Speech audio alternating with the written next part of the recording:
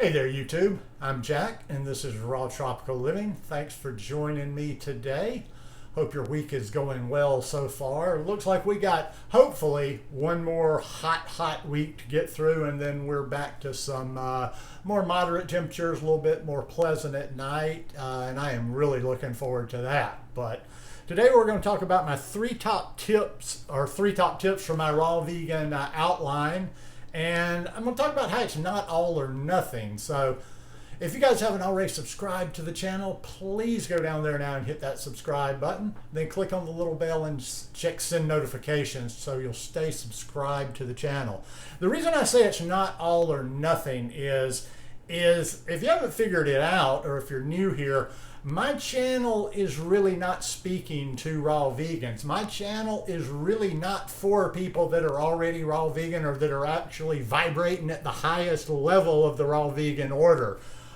Not that I'm trying to exclude anybody. I'm happy to have anybody here, but I probably should mention that from time to time just to kind of set the tone. So I'm talking to these people that are just starting to do this, that are interested in doing this diet, that maybe just are whole food plant based and they want to incorporate some more raw in there. I'm trying to just throw tips out there that even the person that has no interest in this might try one of them, might catch. Maybe that's the only tip they take. So that's when I say not all or nothing. That's what I mean right there. So this is an outline. If you've watched any of my What I Eat in a Day videos, you may have even figured this out for yourself by now. But my three main tenets of how I do this, and like I say, everybody does a little bit differently, and even it can look differently. The three things I'm talking about can look totally different from one person to the other. But number one, I generally, after doing this for over 10 years, most always, like 99% of the time, have fruit in the morning. It is just the way I groove, and it can be anything from ice cream. Yeah, I'll eat ice cream for breakfast, straight first thing. It can be a fruit smoothie. It can be cut up fruit. I had a beautiful mango this morning, big mango, so I only had one mango with some cut up bananas. It can be a smoothie bowl. It can be an acai bowl. I like to do that. I made that earlier. I had two different breakfasts this morning, and lunch is going to be a little bit later. First breakfast, I made an acai bowl, and then I chopped up a mango. So I've had two mangoes this morning. I chopped up a mango and put it in there. I chopped up some walnuts and put it in there. I chopped up some kiwi and put it in there. Sometimes I like shredded coconut, but you can get a lot of different things in there. So almost always fruit before, for the first part of the day, usually up until probably noonish, sometimes 11 if I'm eating an early lunch. The second tip is big salads, because you can pack a lot in these big salads. And I've got a little visual effect, like what do they call that? When you have a prop or something. I can't think about it. Used to bring them to school when you gave a speech, but anyhow, I just kind of wanted to show you what I mean by big salads, because before I ate like this, I never had a salad anywhere near that size. And if you see where it is in my bowl, this is actually a small salad, because I usually use red leaf lettuce, and it was a smaller head today. So the reason I say salads is you can pack so much good stuff in here. In almost every salad I have, I've got 5 or 6 different things in there. I've got some cucumber under all this stuff. I've got some tomato under all this stuff. I've got chopped broccoli. I've got chopped purple cabbage. And I chop those up because you can get them real fine in your food processor. I have some onion in there. I had a beet I needed to use, so I just chopped up some beet in there. I've got some lentil sprouts. We're going to talk about those in a minute there. And I don't know what dressing. I'm not going to eat for another hour or so. I don't know what dressing, but I'm going to probably top it with some sunflower seeds. And then when I put my dressing on, I always use some of these Dulce granules for iodine. The sunflower seeds, and also too, I put different things in there because I like different textures in there. Those sunflower seeds give it just a little bit of crunchy. Now, some of the things that I recommend. Let's break down the salad a little bit, and let me just really recommend. I don't know that how many people take this recommendation when I just casually, show a salad. I have it, but purple cabbage, raw purple cabbage, broccoli is so good for you. Go Google it. Check out the health benefits.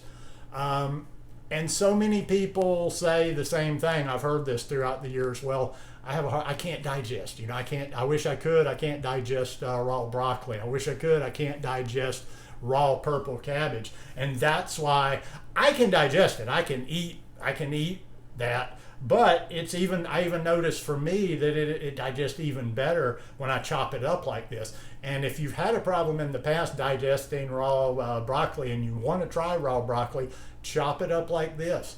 Use a little bit. You can go little by little. And sometimes you might build up that gut biome to a point where you can use more and more, and then you get to a certain point and you don't even have any problem. But start slow. If you've really had a problem with it, if it really kind of scares you a little bit, just put a couple of tablespoons in there and start it out. The sprouts. There's so much good nutrition in the lentil sprouts. I like legumes. Now, you guys know that watch regularly. I've never claimed to be. I'm not a fully raw vegan. I'll eat legumes from time to time because I think legumes are an important part of the whole food plant-based diet. But I don't eat them all that often. I've always got lentil sprouts, or always got lentil sprouts going. Now, there may be a day, I'll have to see how much more my current batch grows today. Sometimes I don't time it just right and I have to go a day without them, but I try to get those sprouts in every single day. I didn't want to buy a light for the house, and we didn't have a lot of sun this summer. We had a lot of rain during the summer, so I didn't get going with microgreens, but microgreens are great in there as well. I'm just trying to see, I got some notes down there. I wanted to make sure I mentioned everything.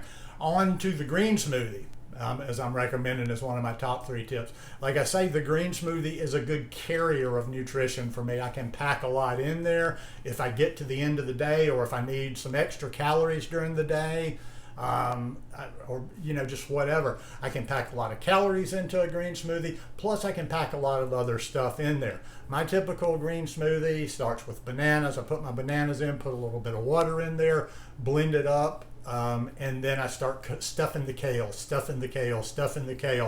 I wish I had access to more of a variety of greens. I may go to a market this weekend and check out a vendor there and see what I can do. But a lot of times, if there's specialties like at these little farmers markets or things, they're just really expensive. And when I'm consuming tons of greens every day, a lot of times I just have to stick to the kale. But what I'll do is, after I blend the bananas, I'll stuff as much kale in there as I can, blend that up, and then restuff it again. When you double stuff and double blend, you get a lot of greens in there.